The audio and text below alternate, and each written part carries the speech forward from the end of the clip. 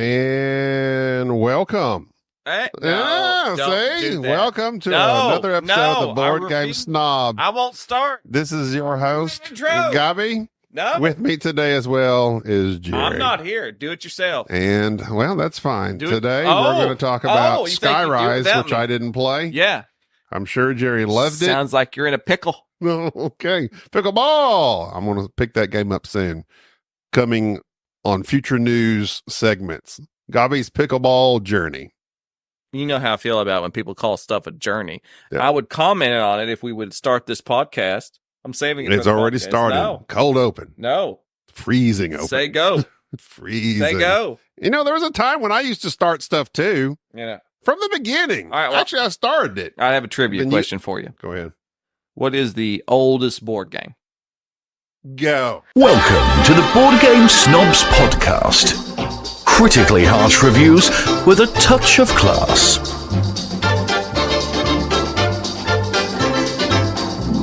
And welcome to the Board Game Snob podcast. This is Jerry, the star of the show. This is Gabi. Enrique's not here. So, Gabi. Hello. Since we have gotten back from BGG Spring, what do you miss the most? Games and not having to work. Specifically, I miss Chad and Tim and all the friends I made. The interpersonal connections. Is that what you miss? Yes, what I miss. That's what you miss the most. That's what I miss the most. I'm not so... Me too. Yeah, you can't steal mine. Hashtag me too. No, you can't steal mine. Can't steal mine. You're all about the superficial. I'm all about the deep connections I made with Tom and Roy and Chad Oh my God. and Ben and all the new friends I made. I don't know who Ben is. Ben was the fellow you... Yeah, late night, we played the Climbers. Me. I was a early to bed guy at this BGG. You were gone. Because I was staying with my brother-in-law. Because I was ill and because of my Barry. Big heart. Were you staying with Barry? My enlarged heart. Oh. No, Blake. God. Barry, new Patreon. Thank you, Barry. Appreciate that very much. Thanks, Barry. Barry wrote a nice long email to us as well. Oh, my God. Yeah, Barry keeps writing. Do we need to read his email? You should. I'll read his email. So anyway, I'll pull up the email. Before Jerry discusses Skyrise, let me talk about Shadows over Camelot real quick while you pull up Barry's email. Shadows over Camelot is the classic, if not one of the first, if not the first social deduction game because it contains this possible hidden trader element. We played a full allotment of 7, and I think you have 8 cards out of those 7. No, we were not at a full allotment. We were at 1 less than the full. I think it plays up to 7. We were at 6. We played this whole game, and I played with Joffrey. Jerry was not there. I played with Joffrey and his friend John, and his other friend Luke Lightbringer, and Caitlin, of course, Joffrey's fiancée. They're getting married. Congratulations. January 4th, I believe, is their wedding. And they invited us. Very kind of them. All are invited. If you're all listeners, are invited. All the board game snobadillos. They wouldn't mind. And so we're playing this game. I know I'm forgetting someone, but there was another lady there. I'm not familiar with her. I know how you feel about women. And right beside me, who was tomorrow? Oh, Bruno played this with me. Bruno hated this game immediately. Nice. Man after my own heart. 2 rounds in, he looks at me. He's like, this is no good. With his French-Canadian accent. So I can see, Shadows Ever Camelot. I think this is like a 2000. Camelot. It's a 2005 game? Old. It's old. It's old. I can look it up on BGG instantly. 2005. DiCaprio wouldn't date her. Yeah, it goes 3 to 7. Oh, that's correct. Bruno Cathala, Serge Lagette. Maybe that's why Bruno wanted to play it. Serge. Another Bruno and possibly French. Serge. I guess you could be from somewhere else. That was my favorite Serge. drink that they tried to bring in to replace Mountain Dew was Serge back in the 90s. Artist Cyril Dolgin. Yeah. Days of Wonder. Anyway, this is a quote-unquote classic game. It's old, and it feels very old. In our game, Joffrey was just trying to spice it up some. Oh. Because he was acting suspicious for absolutely no reason at all. He was even waggling his eyebrows like, oh, why did I do that? So in this game, you're limited to like... their eyebrows. Like this. Oh. Up and really? down. Yeah, oh, that's weird. Can you raise one eyebrow? Like Groucho Marx. Oh. Can you raise this one eyebrow? Yeah. Can you do the other one? Can I smell what the rock is cooking? I can't do the other one. I can do this one. I can't do the other one. Spock. Logical. Fascinating. I don't like that. So this game, to cut to the short of it, do not like it. Maybe if it was 4 or 5 rounds, it went on way too long for what this is. All the actions you do add to the potential danger that you're facing. You draw a card. If you add a card to here and you're not able to fight that card, it can trigger bad things. Or you can add trebuchets surrounding the castle. And maybe those are the 2 things you can do. Or you can take a life from your own die, from your own character. You can take a life, basically taking one for the team that prevents any damage or potential harmful things from coming out. Oh, there's also cards you lay down for these raiders that are coming. It just is not good anymore. It's an old game. Things have advanced far beyond Shadows over Camelot, especially at 7 players or 6 players. The one good thing that people like about this game is that whether you're playing 3 or 7, the game plays exactly the same way. I could die. No one would know I'm gone because the turns are the exact same. I thought you just went into a tangent there for a second. I was like, what? I mean, I'm not having an existential crisis. Nobody would care. I'm talking about in the land of Camelot, in which there are shadows over. And I asked, where do these shadows come from? Is it just cloudy? Well, they're all. Where is Sir Gobby? No, that wouldn't be your knight name. Circumference. I had that one in the barrel. Okay. Well, okay. So you hate Camelot. I gave Camelot, I give it like a 3 out of 10. Every time you say Camelot, I think of that opening musical number from Monty Python and the Holy Grail. When they're like, we're not going to Camelot. That's such a silly place. And then they do a little musical number of their dancing. That's a great one. We got an email from Richard Simmons. Raymond Simmons. I'm sorry. Maybe it's Richard Simpson. Simmons. I thought it was Raymond Simmons. It's not Richard Simmons. Not Richard you Simmons. You were talking about the lose weight guy. Yeah, the leotard dude with the R.I.P. afro. He's not dead. No. He is not dead. No, he's not. You said R.I.P. I know. But I used to love it when he come on David Letterman. My mother loved Richard Simmons. Yes. He always dressed very... He was outlandish. He was outlandish. He was outlandish with his big curly hair. But he is apparently like one of the nicest people that have ever existed on this planet. And the thing is, Richard Simmons is one of the people that the 80s and 90s, he was all a thing. If he didn't come along to the 2000s, he would have still been a success just on YouTube. Oh, yeah. He would have blown up. If TikTok was a lot, that's what we need. That's $1 million idea. He was very nice, very kind, very friendly.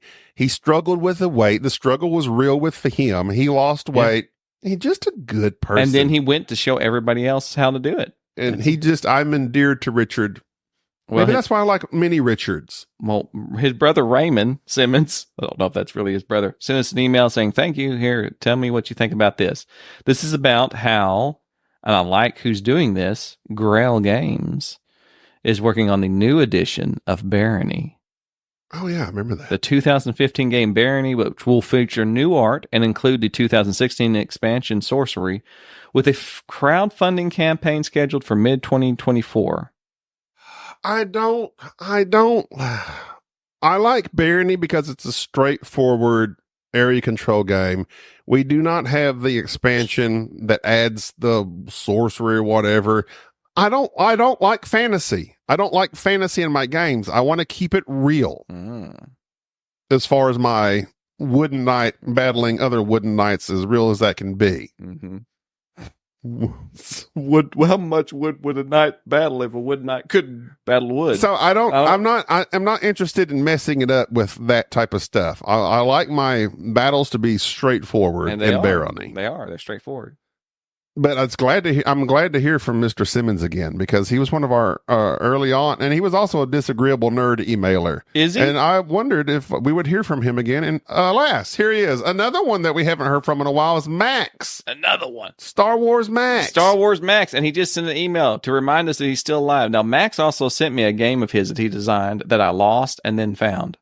Let's see here. Let's get the email from Barry.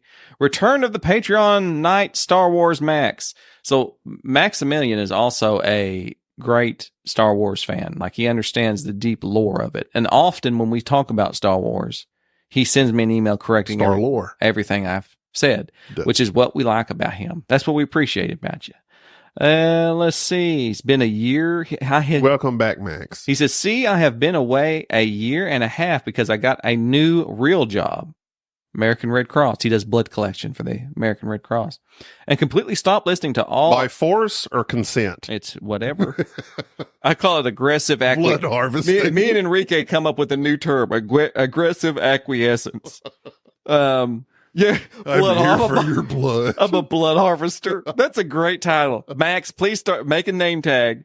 You're the Max Blood Harvester. That sounds like the new Mad Max. Max Blood Harvester. Cornfields full of people. Bone collector. That's dark. Yeah. That's like dystopian future novel type stuff. People with O negative blood, they're after him. One of the last things I did before disappearing in a new job, though, was to sign up with your Patreon as a Night Jedi. Good I remember Max because he's the last person to comment on our Podbean, the Podbean specific site. He says the only other people he listens to is Cardboard Edison, and I've listened to them in the past, if I'm not mistaken. Cardboard Edison. I assume they're related to Thomas. No, it was no relation. No. Although he did invent it. He says, I still share a life path with Gabi. Same hair and body image problems. Startlingly similar preferences in film, TV, fiction, and board games. More or less, if Gabi likes it, it's a good bet I will. I even drive a truck now from time to time, though it's actually an ARC ProMaster. Those are those nice fans, like a van. He's checking in. He hates that. So good for him. Good for him. I asked him what gauge is he using to draw that blood. 12. 14. Oh, I get your joke. Pump action. Pump action. No. So do we have to read? Yes, we have to read Barry. I'll read Barry. Brother-in-law. And he discovered our show. He didn't discover it. We've been in here recording when he learned of it. But he legitimately enjoys it. I don't think he does. He does. All he right. was kind of like excited to see me last time. Because he wasn't. Yes. No, he 100%. was not. I'm like, Barry, I'm still same old Gabi. You don't have to treat me different now. He wasn't excited to see He was. Does he do any board gaming at all? Yes. With you? We play, his wife is the one that's, we played Alhambra, we played Ticket to Ride, kind of the introductory. Yeah. When he married her is kind of when we were starting off. Oh. And she was into it.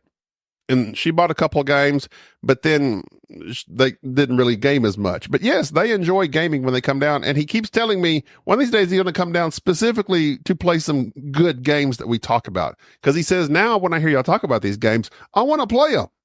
Oh, well, good. But usually the issue is when they come down, because they're family, the rest of Gina's family is often down. Oh, for sure. And so it's either play a party game, or usually we just sit around a bonfire and they all sit come outside. in here and start vacuuming while we try to.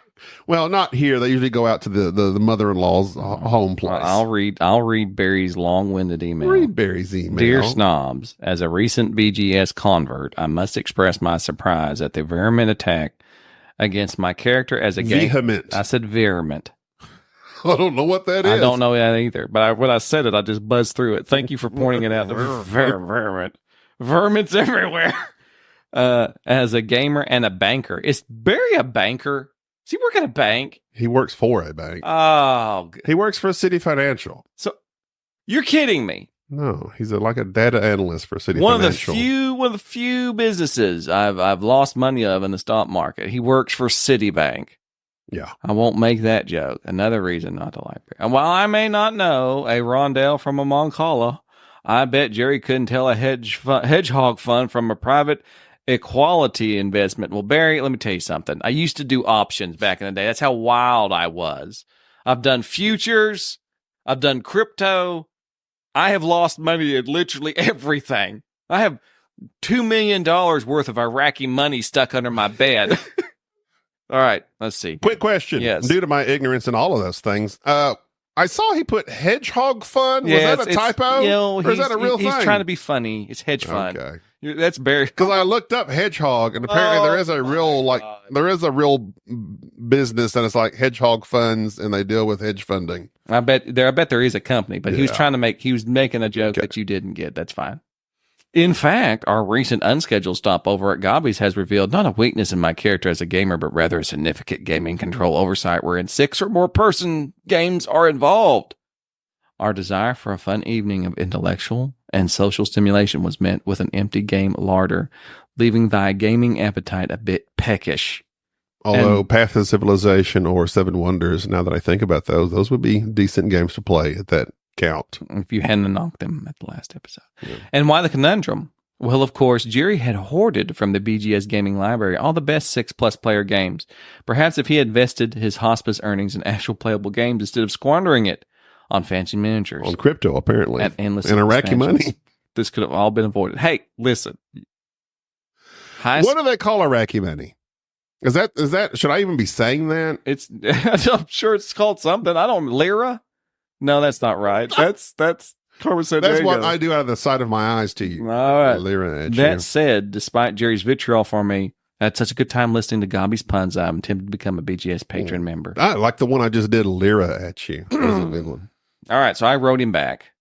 Dear Barry, I am taking time out of my busy schedule wherein I assist the most vulnerable in our population to die. To write to you regarding... You're Dr. Kevorkian, basically. I do not assist them to die.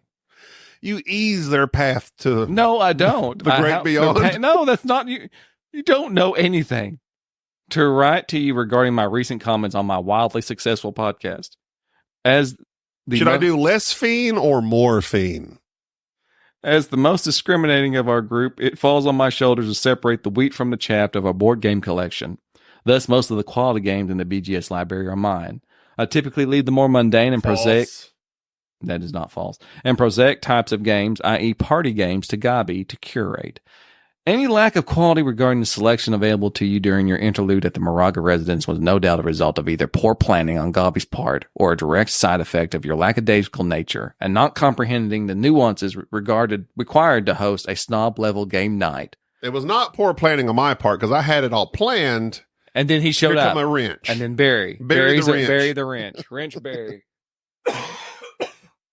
For example, I've just been petitioned to host a game night for another large, diverse group next month. My reputation for entertaining large crowds, hungry for a quality gaming experience, is well known in southeastern Oklahoma. Are you not entertained? Are you not entertained? Can't wait for part 2. Go ahead.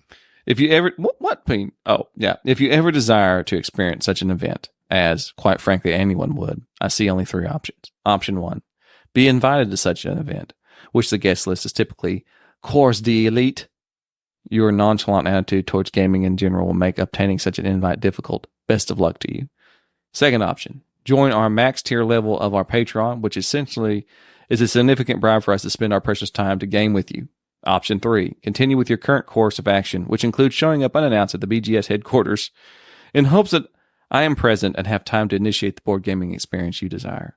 Rest assured, my vitriol was directed equally towards Gobby and yourself. His half-baked ideas of us purchasing twice the party games and wasting twice of our shelf space for no other reason than to fix a minor problem brought on by the lack of planning befuddles me. Good to hear that you're enjoying the podcast, your friend and gaming mentor. Called yourself a friend. Yes. And then he responded back, best email I've received all year, which indicates to me that Barry doesn't get any emails. Well, not personal, probably. He probably doesn't get personal emails. They're all business related. He did send another email. It was just like, AI is watching. And apparently Barry has no friends and he talks to Chat GPT. Chad GPT. Well, he talked to Chat this time. Chat GPT. And he asked who the board game snobs are, and it goes on and talks about it. But then he asked this Chat GTP, who is Enrique? Its response was, Enrique is a recurring guest and sometimes co-host of the Board Game Snobs podcast. He is known for his unique and humorous contributions to the discussion. That would be true. Adding another layer of entertainment. Enrique's personality and perspectives often... Or, I think Enrique also, if we has discovered, adds a layer of hostility. His presence is a notable aspect, I like it said aspect, of the show's charm, endearing him to the podcast audience. Aspects come from Uranus. Gaia. Go ahead. That was it. So that's done with the emails. We read That what we could, yeah. Barry's. I'm glad we got caught up from a few old friends, old listeners that I thought perhaps we'd lost along the way. All right, Dick But Simmons. I'm glad they're still there. Barry. And a new one. My I've brother-in-law. never gamed Barry. with Barry. Ever. He's you know what's funny He is looks like a nerd. well, I mean, okay, so like Chad, we've talked about how Chad is like this smart guy. He's got like a super smart job. He's like this software programmer or something, blah, blah, blah. Jerry is this, Barry is this, Jerry and Barry. Barry is this data analyst for Citibank. He's a smart guy. Does that always relay into common sense? No. So Barry will sometimes make silly decisions during a game that don't make any sense. Yeah, I think of 2008 housing crisis. Go ahead. But anyway, but yeah, his wife actually is the better gamer of the two. Really? Yeah, she has that mind that just like focus in on I'm doing this, this, and this, and this. Like Whoa Betty. Also, real quick, before we continue on to no, we said we were going to do Skyrise, and here we are 20 minutes into it. So go ahead with Skyrise. I'd like to talk about Skyrise. Go ahead. The new Roxy Although I wasn't involved. So. release that came out, kickstarted. I got the deluxe edition. I played said edition with Tim and Whoa Betty. Betsy. I say Whoa Betsy because she's always reading the rules and then saying whoa and making correct, which after my own heart, correcting people. It's a very simple game. It's a very beautiful game. I'm just not sure about the decisions in this game. The actual mechanism was described very well by Joffrey, who after we had just played this game, I went out bowling with Joffrey, and Joffrey says, I enjoy the fact that you don't bid on the spot that you want. You bid and then you hope the daisy chain to the spot that you want to pick up.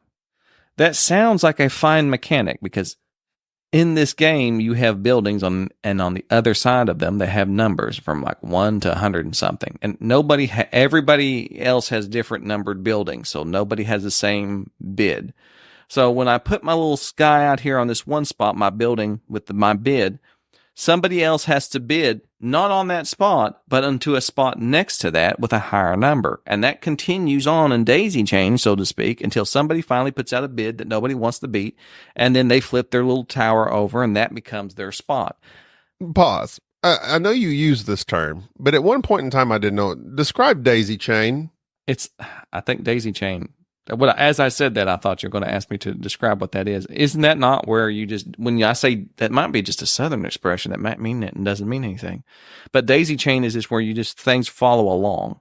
It's almost like a domino effect or a linking. Yeah. And it's kind of just lackadaisical. When I say daisy chain, that's what I mean. It's like some things are just following along, but it's not in a straight path. It's just whatever. Oh, well, no, that's not what it means to me because when actually I have a speaker. And in the instruction, I don't think it is a Southern term because I have a H-Chaonic speaker and you can buy, it's a Bluetooth. Maybe the Koreans who made that speaker know it. I can play it by itself or it will say in the instructions, you can daisy chain it. So if you buy multiple of the same speaker by themselves, you can link them together.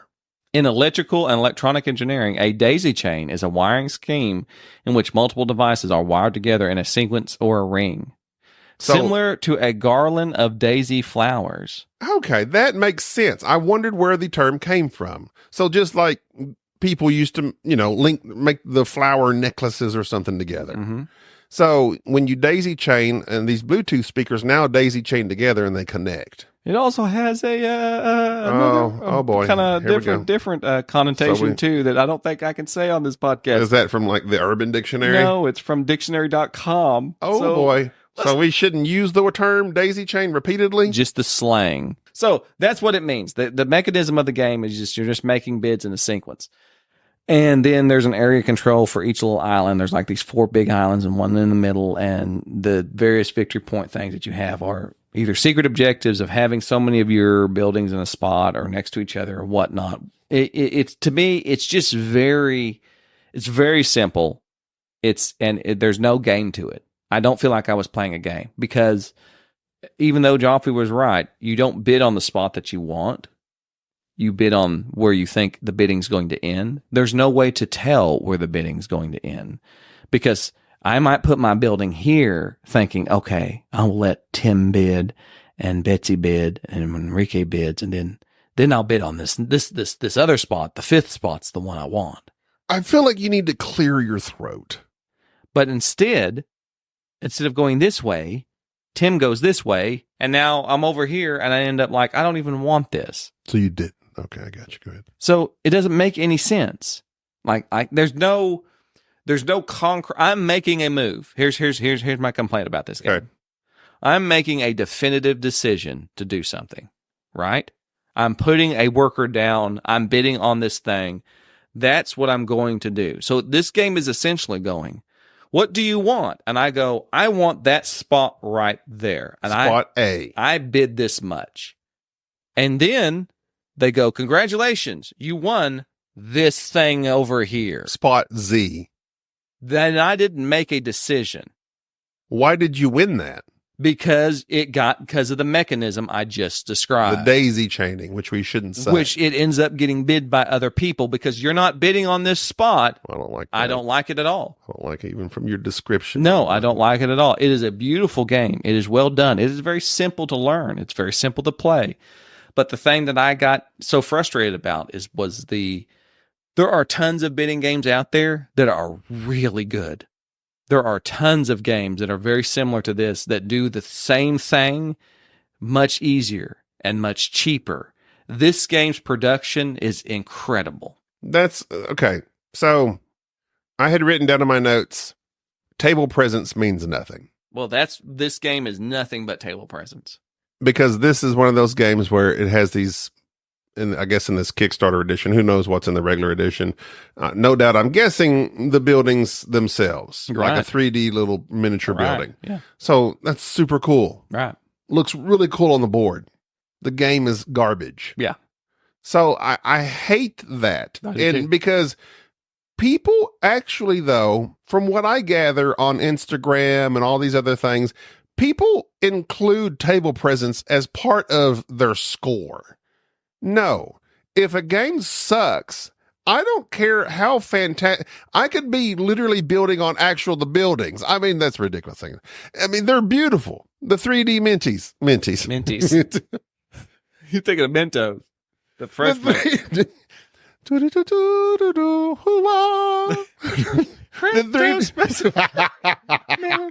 The fresh maker. What is it? But what are they singing? I don't know the lyrics to it. I don't know. It's just people in the background going, Basically, it's like you can get away with like crazy stuff as long as you're chewing on some Mentos. I'm looking at the Mento lyrics. Go ahead. So I hate when people post, this game has a beautiful table. I don't care.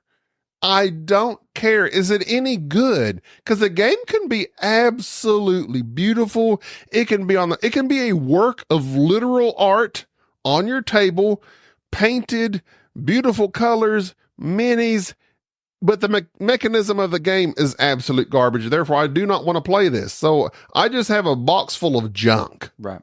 But not with Mentos. The intro is, you are correct. Do-wah. Yeah. You nailed it. And then the verse, I forgot this. It doesn't matter what comes. Fresh goes better in life. That doesn't mean anything. Okay, I'll do the verse and then we'll go Fresh back. does, I mean, you know. Okay, like, it doesn't matter what comes. Fresh goes better in life. With Mentos fresh and full of life. Nothing gets to you. Staying fresh, staying cool. With Mentos fresh and full of life. And then this is the part where they get really high pitched. The chorus. Fresh goes is fresh goes better. Mentos freshness full of life. Fresh goes Mentos. better with Mentos fresh and full of life. And that high pitch. Mentos. The fresh maker. The fresh maker. Okay, let me just break this down for you. First off, the fact that sticks in your head. Like, okay, first the intro. The do they just went, okay, we just got to intro something. We just do somebody do. Wow. It doesn't matter what comes. Okay. So this is a very. So it's like, no matter what I'm fixing to face. Fresh goes better. Probably poor phrasing in these times Yes. we live in, but I want to say, no matter what I'm about to face, Fresh goes better in life. it's better to be fresh, like having showered, having a renewed zeal towards what you're fixing to But face. that line gets me. Fresh goes better in life. But here's the thing. It doesn't really make that much sense, but it does. You understand. Right. Okay. Fresh goes better. With- better than stank, rotten, or old. With Mentos fresh and full of life. So it's like my breath could be old and stanky, but I pop a Mentos in there. Suddenly I have this zest I didn't have for life. Nothing. Not just breath. Oh, this is telling you not just your breath, life. Nothing gets to you. Nothing. You can say whatever you got to say about me. I'm chewing the Mentos, bruh. Staying fresh, staying cool. Staying fresh and staying cool.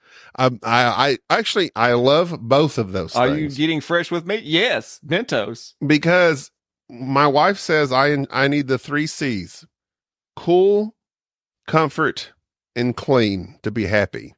Mentos is providing clean, freshness, coolness if it's and mint. Cool because of the mint. I'm just missing and comfort. Calm. The comfort. It should comfort you. Comfort. That's what we have in the South. We don't have comfort. We have comfort. You should just eat Mentos. Stop taking your Cymbalta. I need to stop no, I'm taking Wellbutrin XL. Actually, I stopped. Oh, yeah? I stopped it. That's not wise. You just stopped taking it? I stopped it. I'm only 2 weeks in. No, you have to taper off. I did not taper off, and it did not affect me. Okay. I do not recommend this because doctors don't. Okay. But it didn't affect me. And I will tell you, I meant to discuss this with you at BGG, but I didn't. I didn't want to, it just wasn't a thing. After we ate lunch with Bruno, my heart rate was 130. That's a lot. We were doing nothing. Yeah. But eating. My heart rate was well over 90 plus, mostly between 1 and 120. I'm freaking out because I now have this watch that tells me, "Hey, your heart rate." Mm-hmm. So I'm freaking out, and I didn't tell you any of this. You're hearing this just now. Looking at your watch, I mentioned because my heart. Did you notice? Yes, I said that to you. You're always messing with your watch. I don't like those. It shows my heart rate. Yeah. So at the con, is it really your heart rate? Can you feel? I mean, yes. Okay. So at the con, after we ate lunch, is when we were playing Rex. Mm-hmm. My heart rate was 100 to 120, and it was slowly going down a little bit, but it took forever for it to drop below 100. Yeah, which is not good. I go home. No, I didn't go home. I was searching it at my brother-in-law's where I was sleeping at night. I'm like, I'm freaking out. Why is my heart rate so high? Mm-hmm. And here's the thing. I hate Reddit, but also love Reddit because people get on there and they post real stuff, like stuff that if you look up side effects of Wellbutrin, like heart rate's not one of them that pops up. But on Reddit, like everyone on there was like, my heart rate is super, like 20 more beats per minute than it normally is. Right. And this one guy was like, I'm at 90 plus. And he says, if I even like get up and walk around, I'm over 100. Okay. On Wellbutrin. Okay. As soon as I stop taking it, within a couple of days, it drops back down. Mm-hmm.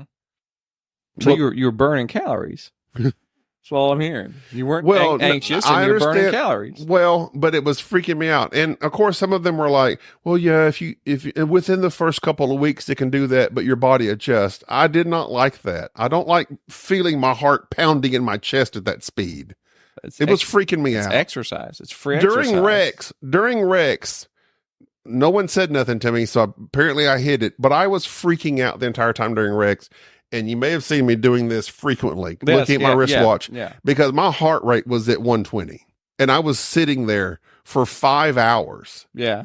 And I'm like, I don't think you should have a heart rate of 120. But you're getting good cardio in. My point is. I mean, sure. I guess I lost a couple of pounds. Yes. Yeah. I'm not seeing the problem. But I understand I could see that. That's kind of being facetious. I am being facetious. I'm being fresh. You know who else is fresh? I mean, as soon as I got home, I'm in the 80s again.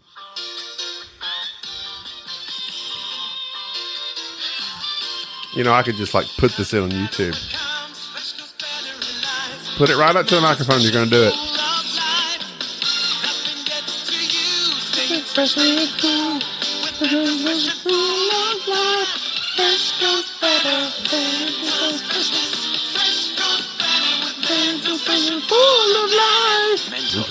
The fresh maker. That guy's voice is like Mentos, the fresh maker. Now, well, see, that's a nice contrast because you had all the tenors there, all the fresh, those guys, you know. They're waiting for something to drop, and then finally you get this other guy over there for Mentos. The good contrast there. The fresh maker. Yeah, you should probably talk to your physician about that. And was that helping you with the anxiety? I was only on it for 2 weeks. No. What caused you to go get it 2 weeks ago? I did not go get it 2 weeks ago. So I got Wellbutrin like probably a year ago. So what made you start taking it 2 weeks ago? I was freaking out at work, and I told my wife, I said, I can't stand Barry. Barry had nothing to do with it. Oh. It was a Monday morning. I was going back to my job, and I said, I have this. It was the deepest sense of dread I had in my chest I've had in a long time. Because of your job. Because of my job. Yeah, your job's nothing. Like you're not. And Gina says, yeah, that's weird. You need to take medicine. Yeah, that's nothing weird. But that's what she said. She said, that's not normal. No. Like, you're answering phones. Okay, you might deal with some idiots. Obviously, yes. Yeah. Your reaction to this is not normal. You need outside help. Right. So I've had Wellbutrin sitting on the shelf because the first couple of times I took it, it was kind of giving me a headache. Mm-hmm. But like many of these medications, if you just keep taking them, apparently that goes away. Eventually. So apparently my fast heart rate might even go away. Mm-hmm. But it was freaking me out with my heart. I don't like messing around with my heart. Right. I'm already a large, morbidly obese man. Yeah. It doesn't need any more pressure than it's already enduring. Yeah. So I was like, no. So I need something else. Next time I go to my physician, my PC, not personal computer, my primary physician. WebMD. Oh, wait. No, that's not right either. Yeah. Primary. It's PCP. PCP. Gotta go see my PP. My PCP? Is that? Yes. Primary care physicians, PCP. Okay. So next time I go back to her, she got to give me something else. She got to give me something. Okay. Is there like a baseline, like what's the oldest, most trusted not depressant. I'm not depressed. I mean, I get sad sometimes, but mine is anxiety. Xanax. Can I just say, can I have some Xanax? Yeah. Why don't they just give that? Why are they always trying, like they try everything else? Because you might be depressed. It might not be anxiety. But I generally feel okay. It's my thing is anxiety. Okay. With mainly job. Okay. Well then, yeah, you need to describe effectively what it is. I thought I had. Well, She's no. like, yeah, you got anxiety. First, she tried me on Effexor. Mm-hmm. That made my eyes big. I would sit in there, my wife would be looking at me. She's like, you're just like staring at me with you, and your eyes are like extra large. Yes, I was like zombieing out. I'm sorry. That's what she said. You made your eyes. She did, because I wasn't taking it. And Gina said, I'd just be staring at her with his big eyes. She's like, babe, why are you looking at me that way? Fun fact, your eyes are the one thing that doesn't grow on your body. You're born. That's why babies, you're born. Your eyes are the same because your eyes are part of your brain. You're born. Your eyes are the same size as when you were born as you are when an adult. So I started off in effects where they made my eyes big. And then I heard good things about Wellbutrin. And I thought, all right, put me on some Wellbutrin. And apparently it makes my heart race. I'm not a fan of that. So I know there's a buttload of them and they come out with something new every day, but give me the old, just like birth control. Well, that's not a good example. Give me the OG. No, the OG's pig intestines. Okay. That's what the Egyptians were using. But I'm talking like Xanax mainly would be like something for. Give me some Xanax then. Sorry. Nat. Natty Huffman. But we're not giving, I'm talking about me specifically. Yeah. You do you. Right. Don't stop taking your medicine too. I was only 2 weeks into it. That's not good. I know you're supposed to taper off, blah, blah, blah, but I didn't want my heart exploding. But also not taking a medicine for a year that was prescribed to you. Yeah. Just saying, you don't have a little cayenne pepper will just fix you up. Be all right. No, you don't have a good history of taking medical advice. That's true. I'm very stubborn. And I prefer homeopathic stuff, holistic stuff. Such as? I don't know. What's good for anxiety? You know what they tell? L-theanine and magnesium glycinate. No. Yeah, glycinate. Uh-huh. There's 3 or 4 different magnesiums. L-theanine didn't do jack crap for me. The magnesium does help my heart rate because I mean, being fat, I already kind of had an elevated heart rate. Yeah. For me, I was in the 90s. And when I took magnesium glycinate, we went off tangent here. Anyway, so I truly believe because here's something. Many years ago, I went to the doctor. He's like, oh, you're, what's the fat stuff? Cholesterol. Adipose tissue. No, the cholesterol high. Your cholesterol's high. I'm going to put you on a statin. I read about statins. I don't want to be on a statin. Right. I started taking red yeast rice. This is not a medical podcast. Do not do any of these decisions. I'm just telling you what I did. Mm-hmm. I took red yeast rice and my stuff dropped 50 points. Right. I go back to him. He's like, oh, my statin's working good. No, I wasn't taking your statin. I was taking red yeast rice. Mm. I did not tell him that though, because I have read and heard the medical community does not look kindly upon the holistic community. Well, they don't look kindly upon certain things of it. Yeah, but go ahead. So, but I believe firmly in there are natural things you can take that can fix your issues in this regard, especially of cardiovascular issues, your cholesterol, cleaning things, just like milk thistles. This like really helps with the liver. I need that. And there's many things you can do to help your body naturally, as opposed to taking these drugs that have these horrendous side effects like statins do. Do you know what statins are made out of? Red yeast rice. Exactly. Right. But the red yeast rice, for whatever reason, does not have the detrimental effects to the degree that rosuvastatin does. There's a reason why it's banned.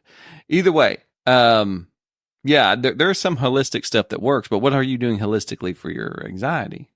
Now that's what I'm saying. Nothing. Okay. Well, then there you go. I tried the L-theanine and the magnesium, and it really didn't do much. Well, first off, I would offer this brilliant insight into your situation, which it sounds like what you're describing, and I'm not a psychiatrist, but if we have any, please send us an email at boardgamesnobs@gmail.com.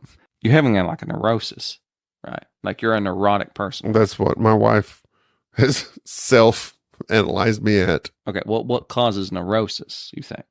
I don't know. I haven't looked that up. Okay, it's the inability to fulfill an adult expectation, basically. Like you are not acting. One of two things: either I believe the current understanding of it, what causes neurosis, is that you are living in a way that you deep down feel like you shouldn't, or you're living in a way because you can't. It's like there's very few people that fall in that other category where you are naturally this type of person. You don't. I'll just use this, and this is not necessarily the easiest way of looking at it, but you're an introverted person, but you're forced to be extroverted because you have an extroverted job. You work in sales or something. Exactly 100% what I'm doing. Okay. Well, that's not necessarily what the cause of it is, but it's something along that lines, because naturally you have to be able to interact with people and do other things. So it's not like this thing of it's don't fall into the trap of thinking that it's because I can't have every single preference, then thus I develop a neurosis. No, I've had, just basis on the definition of neurosis that my wife looked up, and she's like, no, you were neurotic before this job where you were a truck driver and didn't have to deal with anyone ever at all. Now I'm dealing with people and having to deal with conflict and tell them no when they want a yes and blah, blah, blah. And it's just really affected me. Right. So you were this way previously, but rather it's you are not fulfilling a potential. That's where the vast majority of neuroses, I believe, comes from. So for instance, you feel like I'm trying to think of another good example that would be used in this way. You have an emotional issue or something of that nature that you're not addressing, or you have a bad habit that you know you need to fix, but you don't take care of it. You're well aware what you need to change, and you don't change it. And when you eventually don't change it, by having that knowledge, that psyche causes you to have a neurosis. That makes sense. So it's like you knowingly know what you need to fix, but you don't fix it. Not only do you suffer the consequences of not fixing it, you then suffer on a mental state of having a neurosis. If I'm not mistaken. Almost like a guilt.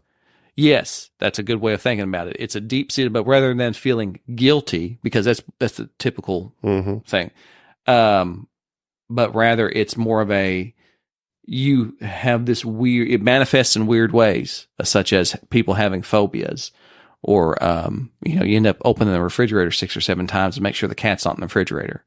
Or you accidentally shut the cat in the refrigerator, or you're constantly, like, you've noticed, like, everywhere I walk into a room, I lock the door. Like, if I close the door, I'm trying to lock it. It's like a thing I have to fight against me, because it's like this thing of, like, it's like a habit. But rather than that habit, their neuroses are much more detrimental, because it's a feeling that comes to you that I cannot do this thing or not do this thing, or I have this certain feeling for no other reason that's completely illogical. Like, you're worried about answering the phone. Your job is literally just sitting and answering the phone. And I would remind you that previously, when you were a truck driver, all you wanted to do was stay home and wish you had a stay-at-home job. And now that you have that, it's... The grass is always greener, Jerry. Well, no, but that grass is only greener thing that's a terrible saying, because the grass is not always greener. The grass is greener where you water it. And so whatever you're focused on, whatever you're trying to improve upon, that's really where it's better at. Well, that's where it's actually better at. Yes. Which is reality. And when you deny reality, you develop deny reality. You develop neurosis. Therefore, there you go. I am what I am, is what Popeye once said. Yes, he did. He was a man of great neurosis. Yeah, he's all about spinach. Yes, because he actually thought that by eating a can of spinach, he instantly somehow gained both bravery and strength. And that's what Popeye should teach you. Popeye taught a generation of kids to try to eat spinach.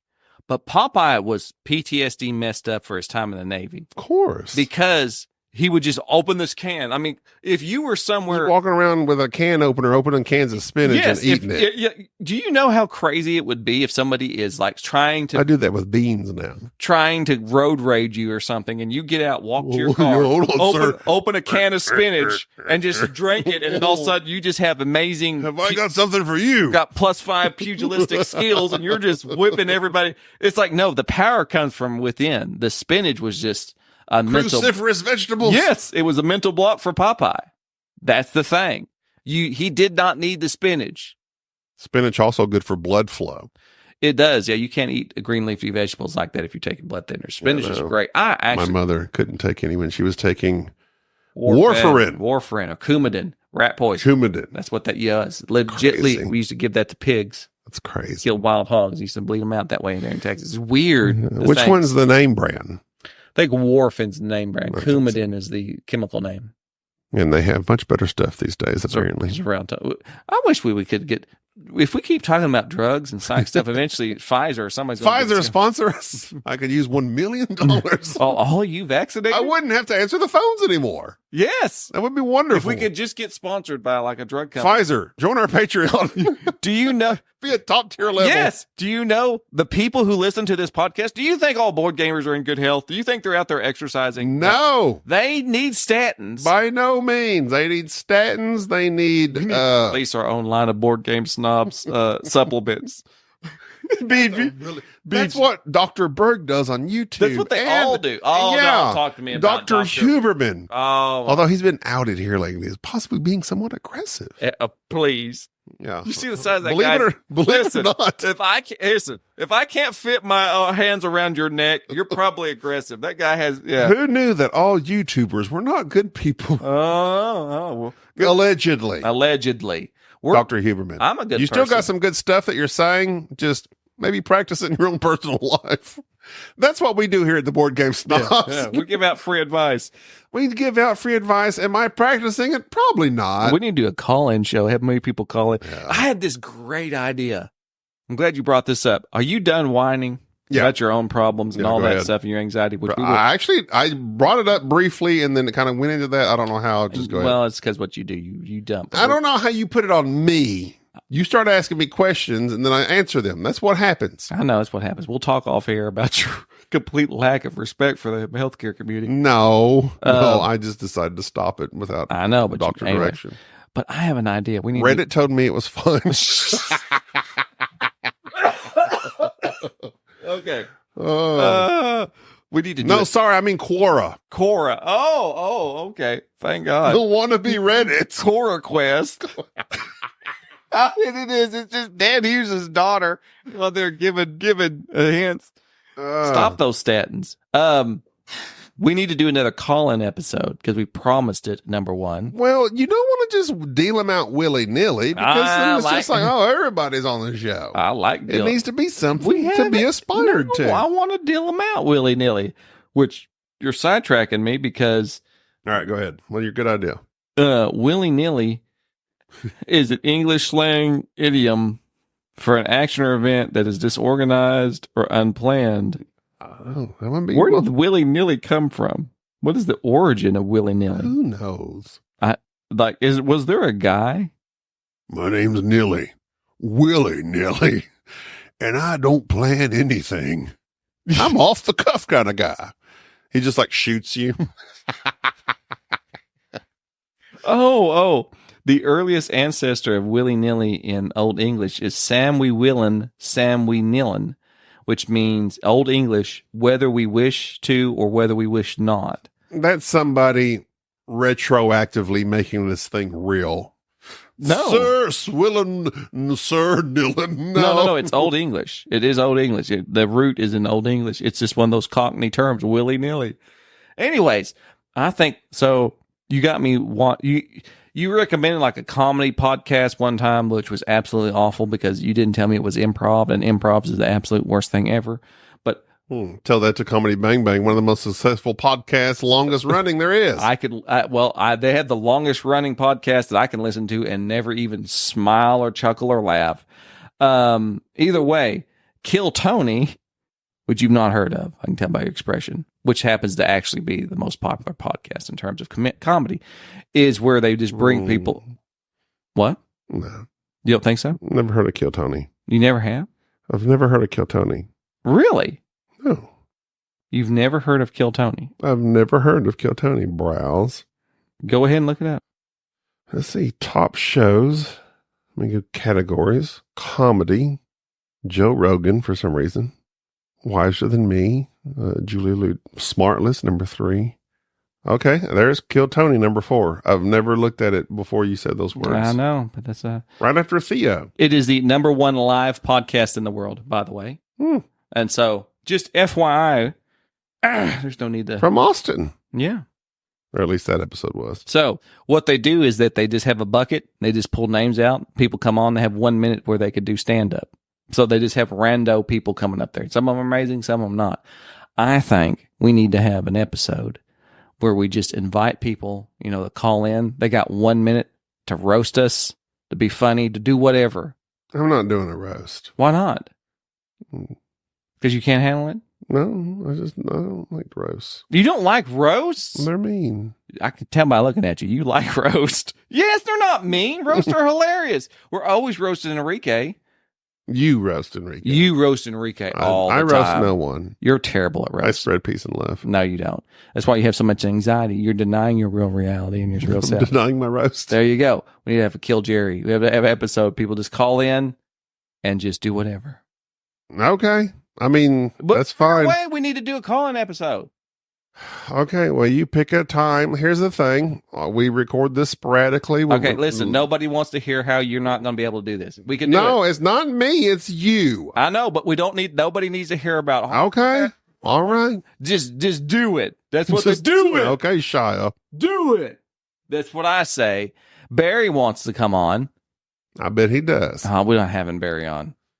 All right. Well, Ever. We're never having Barry on. That's a essential element. Barry? No, boron. He is a boron. That was a great joke. See, that's the type of quality roast we could be getting in on. All right, that's going to do it for this episode. He might not be that bad. He's a Patreon member now. Until we appreciate that. That always gives you a +2 in likability for the BGS podcast. Every time I meet somebody at a convention, like, are you a Patreon member? And I think, are you a Patreon? Oh, well, you were like, bad. I didn't really care for you, but I like you a little bit more. Little bit more. What tier are you? Yeah. If the ship was sinking, that's who we'd pick. Anyways, Skyrise sucks. And, one we did not discuss, and we still probably won't discuss because I think we're done with the BGG Spring episode discussion. White Castle. we are not done. Evan. No, We we're are not. Well, done okay, we with got to it. do Den of Hughes. No, Den of Hughes. Den of Hughes. Wouldn't that be terrible? I was thinking of Evan Hughes, who responded to our Spotify. Den of Hughes. I'm not paying those prices. It's just a place wherever you go, you just got Dan You following refused to pay. refusing to pay. We can't pay this. So That's a terrible Dan that Hughes was impression. really bad. How would you do a Dan Hughes impression? I'm Dan Hughes. Hello, Gabby. What? You idiot. What? Idiot. What? I just always say, that's all I ever hear. That's all I ever hear when I turn this radically ball. What? Oh, my dad. What? Evan, stop listening to the board game Snobs. Cora, Listen to Sporadically Board. get back there. Make it more. That's not how Dad sounds. But No, that's it's how he not. sounds in my mind. Right. That's the over, like the caricature version. The caricature. Caricature. Caricature. Carrot couture. So like you could design a bunch of things around carrots. Like a carrot. Like a curvy carrot dress. A curvy carrot. I don't know why you're laughing at this. This is not funny. But you busted yourself up with caricature. Like a dress made of carrots. Okay. That's going to do it for this episode. We are done. This started off with purpose and discussion and went random into anxiety and then Yeah, carrots. Stop we're done. taking- You either take the carrot or the stick. Until next time, I'm Gabi. This is Jerry. Bye-bye. Thank you for tolerating this episode of the Board Game Snobs. Stay classy.